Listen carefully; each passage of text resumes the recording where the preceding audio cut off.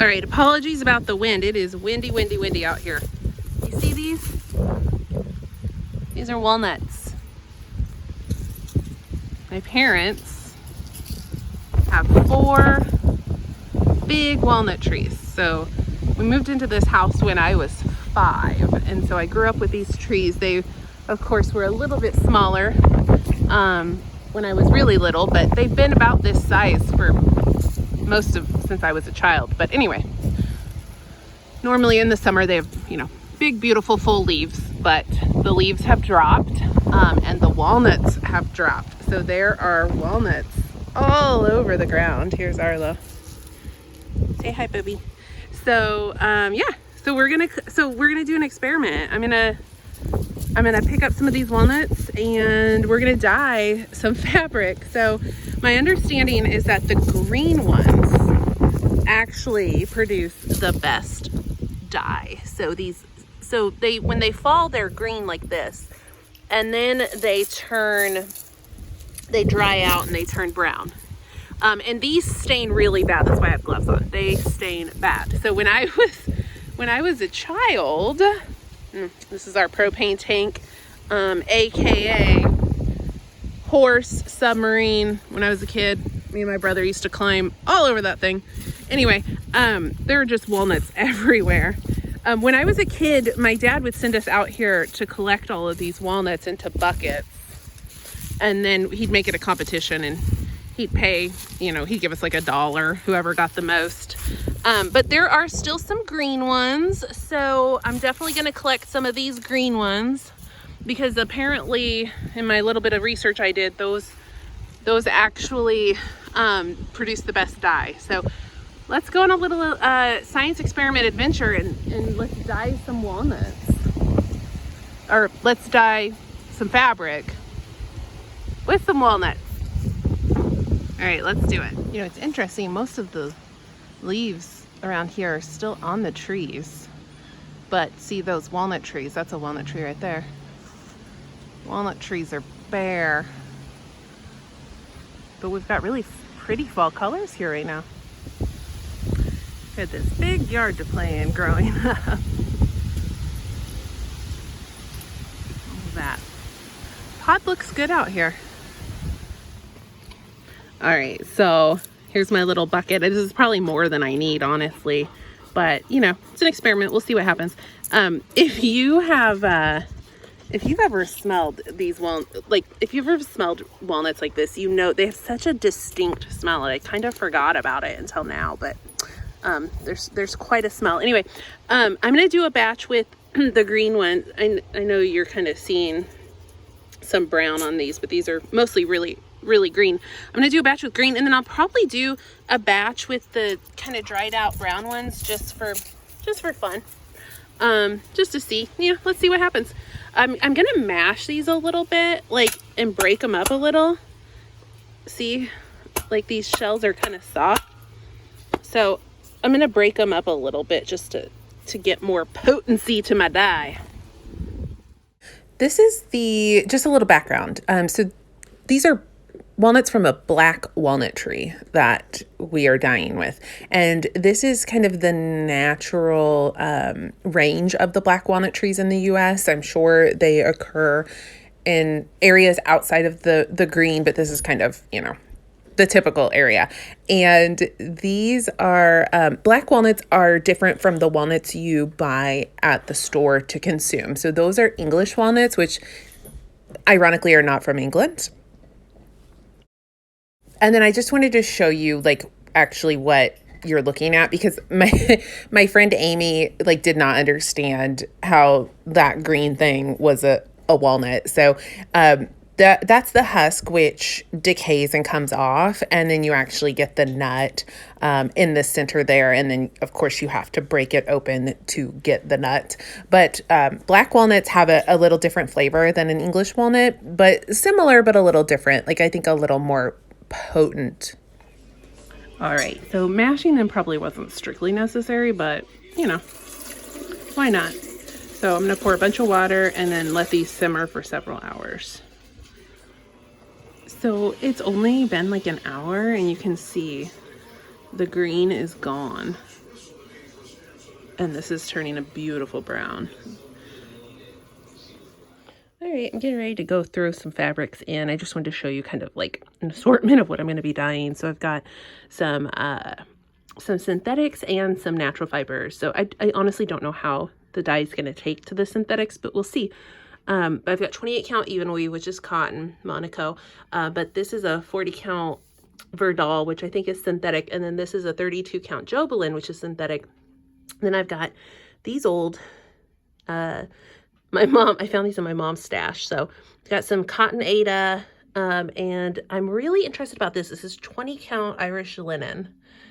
So I think that could come out really, really cool. So, in terms of what I'm going to do, so I'm going to dunk them in, but I think I'm going to put some, I'm going to leave some in longer, some in shorter, and just kind of, we'll see what we see.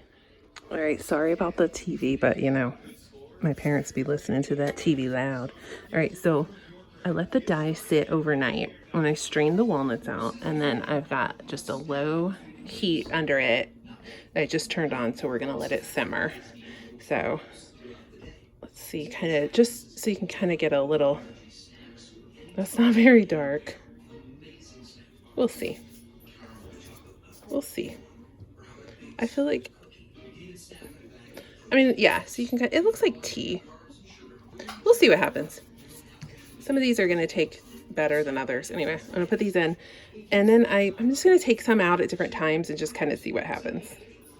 Oh my God, so I forgot Aida has sizing in it, and I should have wet it first, but that's why this Aida's not taken much color yet, because the sizing has to come off. But you can see like the linen's taking the color a lot better because it doesn't have the sizing in it. So I might wet these other pieces before I throw them in. All right, so we'll see, leave this set and see what happens. When I've used walnut crystal spray before, not making my own walnut dye, but just when I've used spray, it's come out like just gorgeous, right? Like this color's like so beautiful.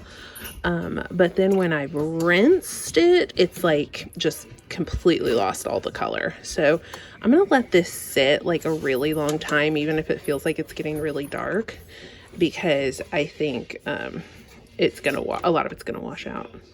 And I might even do something to heat set it. Like I might throw it in the dryer before I rinse it. We'll see. Okay, so here's the fabric dyeing results. I've got this piece of white fabric back here just to try to like get this more color accurate. I tried to film without it, and it was coming up way like cooler. It was like looking kind of gray.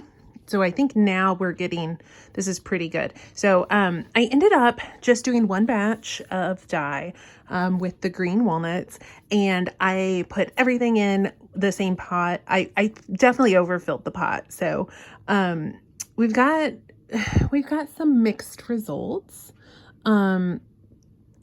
So let's go, let's talk about it. So this is 14 count Aida. So here's the thing about this. I have a guess about what the heck happened here. So as those walnuts boiled and simmered and broke down, there was some sediment. Mostly the dye was just a nice rich brown, but there was some like a little like super duper fine like black sediment in the liquid, and I just didn't have any way to like strain that and get that out. I mean, it was too fine. And so I think some of these little dark bits are where this like rubbed and really like collected on the sediment. And for some reason, these pieces of Aida like kind of took the brunt of that. So this one I pulled out early, and it's much lighter, but it's interesting to me. Everything came out the same tone, even though I, left it in at various like times. So, this one I pulled out with the first, like after an hour, when I pulled out other things, just to kind of see what would happen. And you can see it didn't take a lot of the dye. And then the rest of these stayed in 2 to 3 hours longer. So they took a lot more dye. But yeah, that's how the Aida came out. So I went in to check after an hour thinking, no way is this going to be ready. And this piece of 20 count Irish linen it just took the dye so well that I went ahead and pulled it out. So this was only in the dye bath for an hour, and I really am happy with this one. Not sure how I'm going to feel about stitching on 20 count Irish linen, but I like the color. This was, so then I think I left everything in a little longer. So then I took out like 2 more pieces. I think I took out this one and another piece of the small Aida. And then I waited like another hour and took out the last bit. So this is the 28 count Monaco even weave. It's a cotton. And you can see again, I got some of those dark smudges. But I mean, I still think it's usable. And then these two I took out last. So this is a 32 count Jobelin. So these were the synthetic fibers, which is why I left them in longer, just to make sure they would really take that dye. And I'm really pretty impressed with, like, look, I mean, they took the dye great. So this was the 32 count Jobelin. So yeah, this one on the other side, it definitely got some crazy schmutz there. And then this one is the 40 count Verdal. And I think this one I'm really happy with this one too. Some little bits there, but this one wasn't so obviously like black schmutz. So, anyway, some lessons learned. I think, I overfilled the pan, so I don't think that helped. Maybe if I had just done 1 or 2 pieces at a time, they maybe wouldn't have picked up as much of that. But yeah, I'm really not sure why this Aida, really bore the brunt of that stuff. I mean, I'm not even sure I can use this piece, honestly. And I don't mind some funky fabric. I'm not sure about that one. But this one I think is great, like definitely usable. So, I'll use most of these. I'll work around some of the weird spots. But yeah, that's my walnut dyeing experiment. I didn't feel like I needed to go back out and do another batch. And actually I used all my white fabric on the first batch, so I don't have anything to dye if I even wanted to.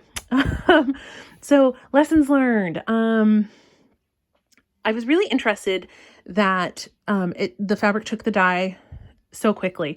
I thought I might have to leave it set overnight. I thought I might have to simmer it for hours and hours and hours, but really, like, after an hour or two, it had really taken a lot of dye. I mean, these fabrics were white or ivory to start with.